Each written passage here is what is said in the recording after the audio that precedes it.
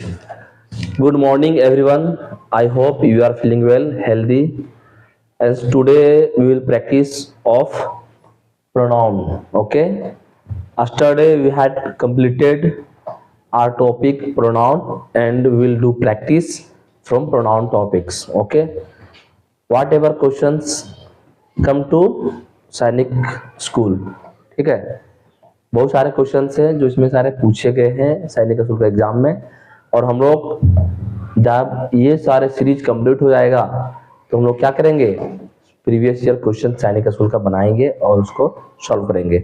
तो हम लोग आज प्रैक्टिस करने जा रहे हैं। उसका पहला प्रश्न है कि which of the following in third person, है ना, थर्ड पर्सन प्रोनाउन, ठीक है।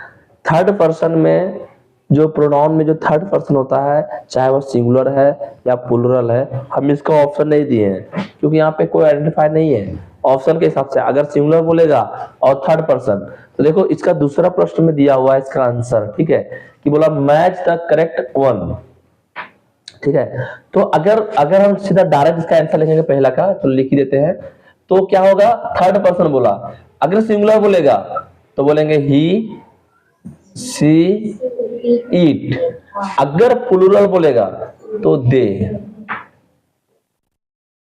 ठीक है, क्या होगा, दे होगा, ठीक है। इसी प्रकार से यहां ध्यान देगा, हम लोग चाहेंगे इसमें से अगर कोई एक भी लिखा हुआ है, कोई एक भी लिखा हुआ है तो चलेगा, लेकिन हम बोलेंगे कि यहाँ पे कुछ बताया नहीं है कि सिंगुलर लिखना है, तो इसलिए हम लोग क्या करेंगे, तीनों का तीनों लिखेंगे। ये बताया नहीं कि प्लूरल लिखना है, तो हम लोग क्या करेंगे, एक लिखेंगे। अच्छा, दूसरा क्वेश्चन में है मैच द करेक्ट वन। पहला कॉलम में ये first person, second person, third person, और दूसरा कॉलम में you, eat, C, they, I, we. तो हमें पता है कि सर फर्स्ट पर्सन में हम लोग क्या पढ़ते हैं, आई और वी, सेकेंड पर्सन में पढ़ते हैं यू, और थर्ड पर्सन में पढ़ते हैं कोई दिक्कत है क्या किसी को? तो यहाँ पहला कॉलम ए है, तो ए के नीचे क्या मारेंगे, तीन। बी है, बी का कॉमन में वन, और सी है तो सी कॉमन में, तो ये क्या होगा, तुम्हारा आंसर हो गया। क्लियर है? कितना लोगों का सही होगा? वाह, वेरी गुड, सबका सही है। Next, which is demonstrative pronoun in the following. एक क्वेश्चन दिया हुआ है, those books should be kept carefully. इसे बोला है कि डेमोन्स्ट्रेटिव प्रोनाउन कौन सा है। अच्छा, तुम लोग को बताए थे कि बेटा डेमोन्स्ट्रेटिव मतलब होता है संकेत करना, ठीक है, क्या करना होता है, संकेत करना। तो हम लोग यहाँ पे ये क्या बोल रहा है, those books should be kept carefully.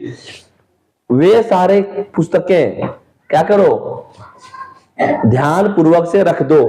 तो वे सारे, हम लोग क्या कर रहे हैं, इशारा कर रहे हैं, वे सारे, तो क्या हो गया, दोज। कितने सारे लोग का सही है? Wow, so many peoples. Okay, which is distributive pronoun. Distributive pronoun हम बताए थे, ईच, एवरी, आइदर, नाइदर, यही ना था, हा? तो वाच नहीं होगा, सर हेल्प मी, ऑफ नहीं होगा, दोज नहीं होगा, नाइदर। क्लियर है? Okay okay okay. Next, identify indefinite pronoun. Identify indefinite pronoun in the given sentence. अच्छा, इनडेफिनिट कुछ, थोड़ा, ज्यादा, अधिक, कम, ये सारा क्या था, इनडेफिनिट, जिसका कोई डेफिनेट नहीं है, फिक्स नहीं है, कोई फिक्स अमाउंट नहीं है, 2, 4, 5 नहीं। थोड़ा रुपया देना, अरे थोड़ा कितना होता है, 5 रुपया देना, तो 5 का डेफिनिट, और थोड़ा, ज्यादा, कम, तो क्या हो गया, इनडेफिनिट। तो हम बोलेंगे everyone was busy in his work. तो बेटा एवरीवन, सभी कोई, सभी कोई मतलब कितना, 100, 50, लाख, करोड़ नहीं, तो क्या हो गया, एवरीवन। कितने लोग का सही है? वाह, बहुत अच्छी बात है, इस लगभग का। अच्छा, इंफैटिक प्रोनाउन, हमने इंफैटिक बताया था कि वो खुद के ऊपर नहीं आता है। Pronoun is use to, emphatic pronoun is use to emphasis. देखो वो डिस्ट्रीब्यूट नहीं करता है, डेमोन्स्ट्रेट नहीं करता है, आस्क क्वेश्चन नहीं करता है, उसको इंटरोगेटिव कहते हैं आस्क क्वेश्चन को। तो क्या होता है? इम्फेसिस। क्लियर है? Wow. Which is reflexive pronoun in the given sentence. कौन सा? रिफ्लेक्सिव।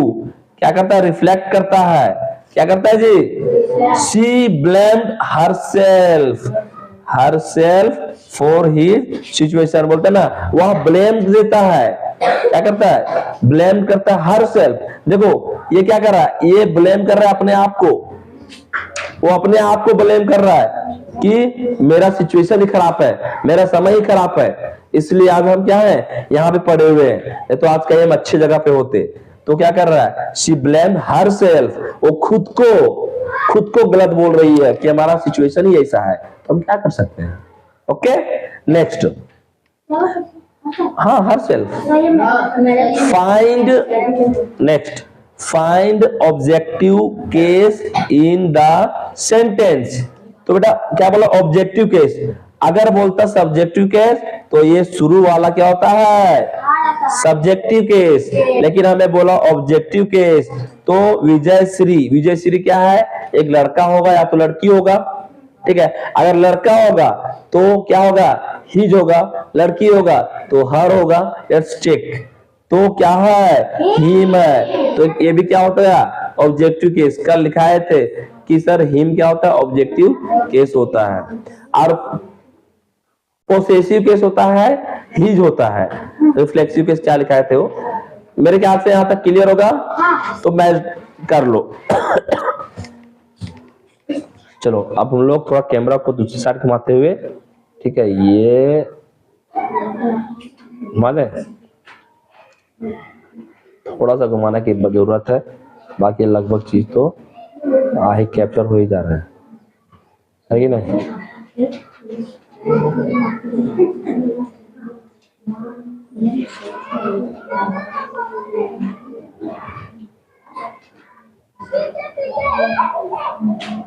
क्लियर है?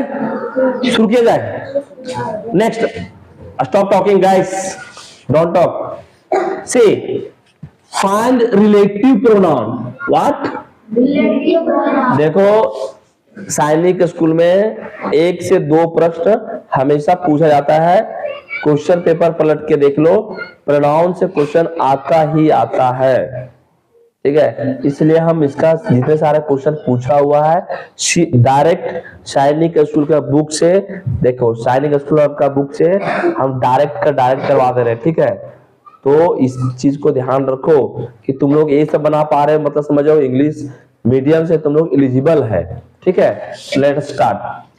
Relative pronoun, this is house which belong to रेहा।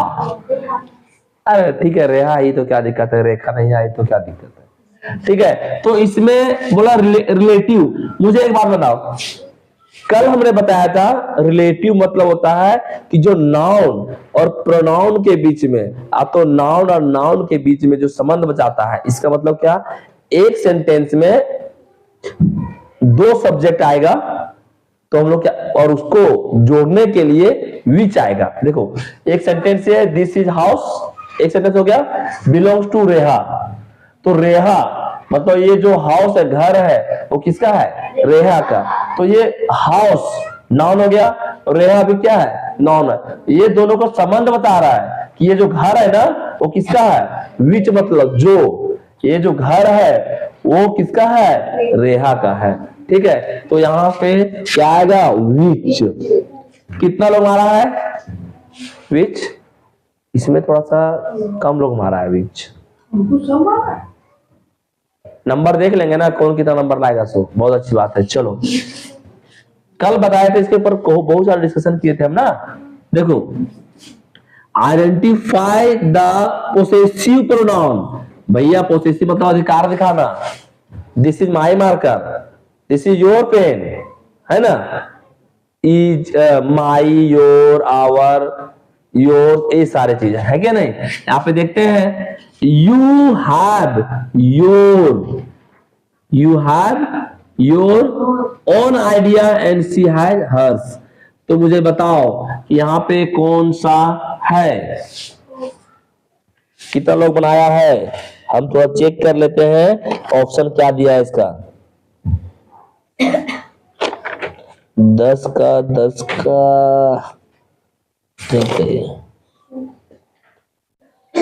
ठीक है, बोलो बोलो। देखो कल हम एक टॉपिक बताए थे, आप दिला देते हैं तुमको, ठीक है। यहाँ पर्सन लिखा हुआ था, नंबर लिखा हुआ था और यहाँ पे भरा हुआ था। यहाँ पे था आई, इसका बाद था आई का क्या होता है, मी और माई सेल्फ, था ना। और फिर यहाँ पे क्या था, क्या था,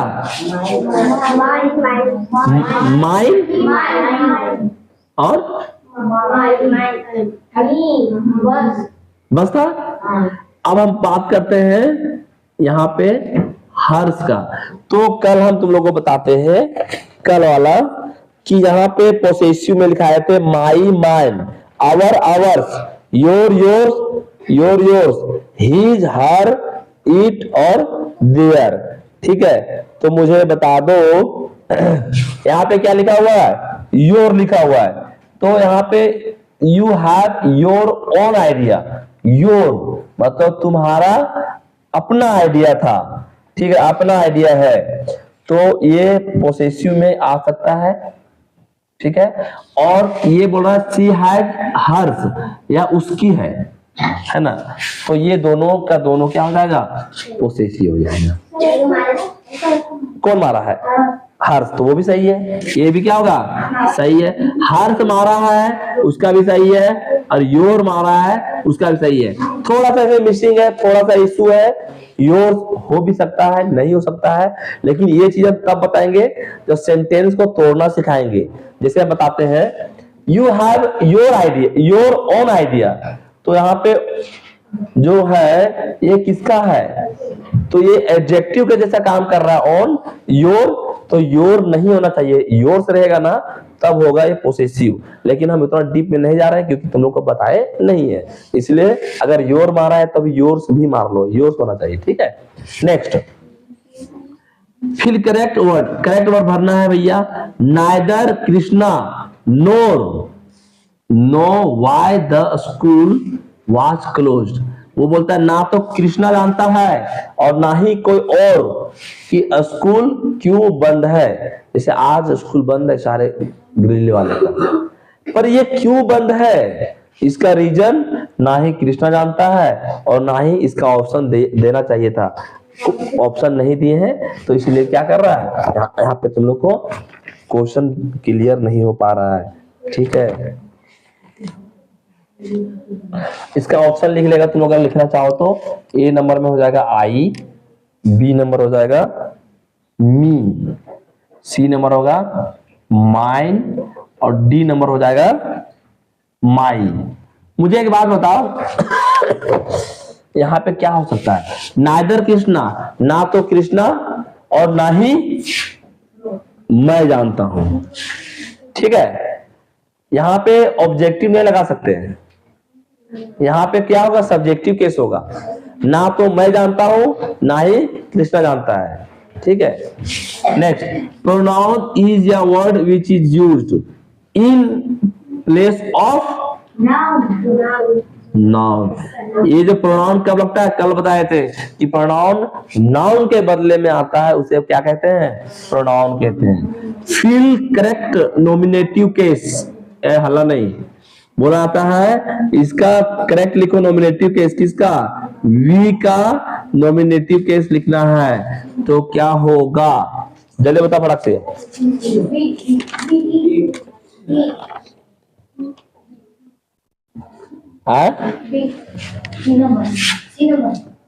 अच्छा, तो नॉमिनेटिव का समझ में आ रहा है तुम लोग को, क्या होता है, सब्जेक्टिव कहता हूँ। वी का सब्जेक्टिव केस क्या होगा, वी होगा। कितना लोग मारा है, अरे वाह अच्छी बात है। This is this in the girl home, this in है 14 क्वेश्चन में क्या है, दिस, हाँ, this in the girl home everybody prizes, है ना, हियर whom रेफर टू। तो ये बोल रहा है कि किसका है, कौन सा सेंटेंस बन रहा है, personal pronoun, relative pronoun, distributive pronoun, reflexive pronoun. बताओ, सोच के बताओ कैसे होगा।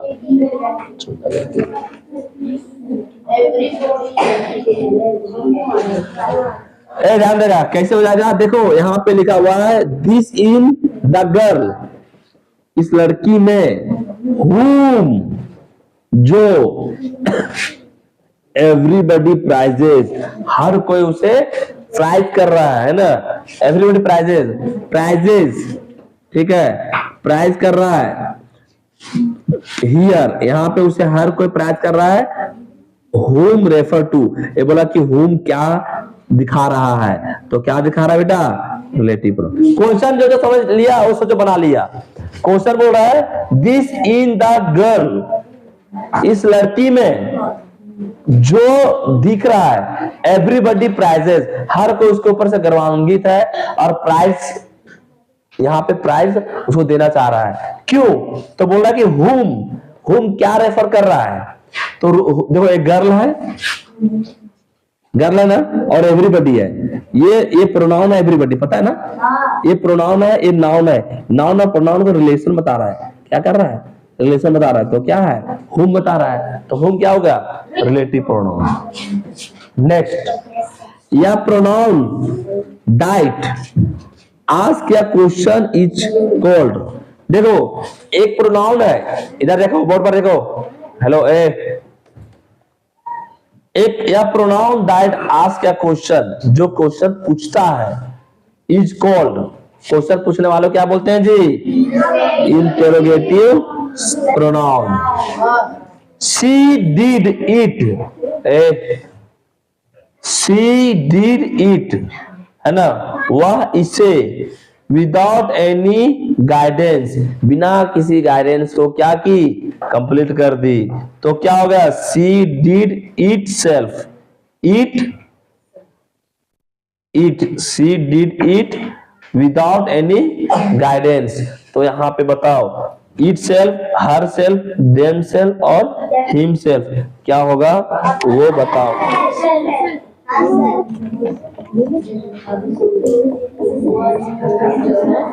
12 बजे से हल्ला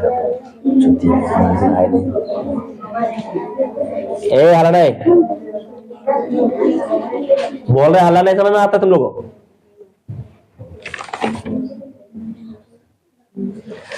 देखो सी डिड इट, वह की, अच्छा यहाँ पे ईट लिखा हुआ है तो वो लगता है कि ईट के बाद तुरंत ईट सेल्फ आएगा, सो तो क्या आएगा, यहाँ पे सी है तो सी का जो केस बनता है,